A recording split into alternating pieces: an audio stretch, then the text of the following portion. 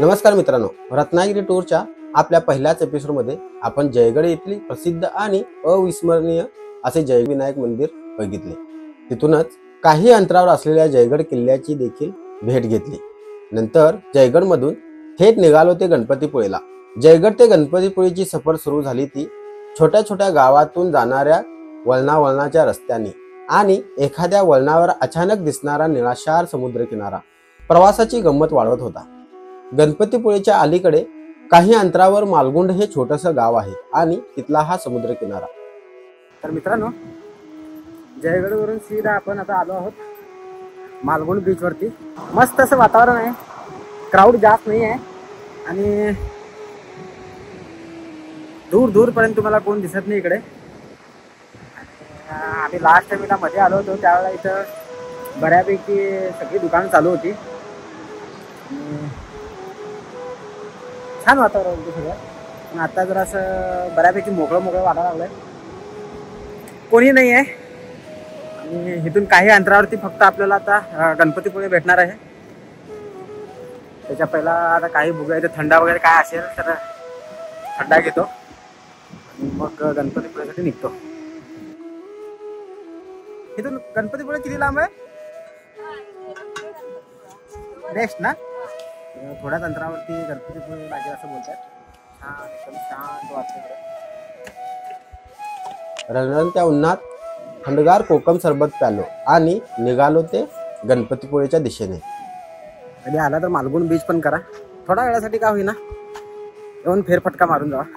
गणपतीपुळेला पोहोचल्यावर काही अंतरावर गाडी पार्क करून मी दर्शनासाठी निघालो। येथील स्वयंभू गणेश मंदिरात भाविकांची नेहमीच वर्दळ असते।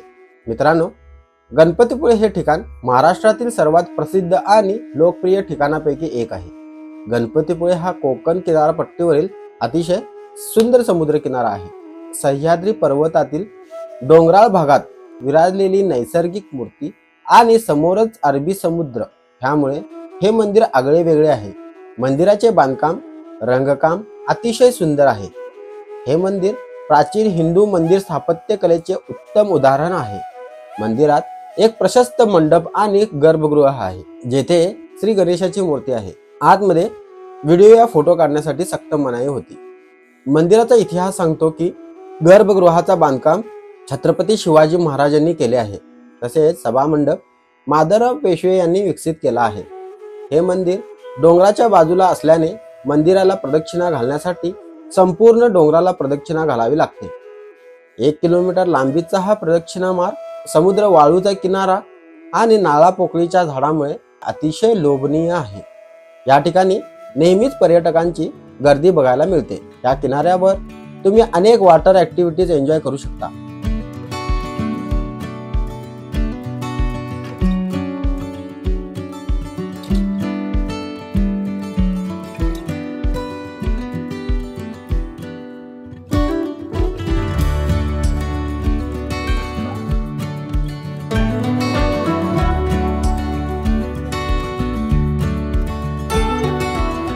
अशा प्रकारे मी थोडा वेळ थांबून बाप्पाचे दर्शन घेऊन निघालो पुढच्या प्रवासाला।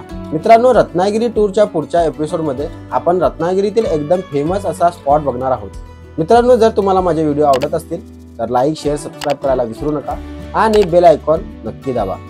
भेटू अशाच एका नवीन व्हिडिओ सोबत, तोपर्यंत नमस्कार।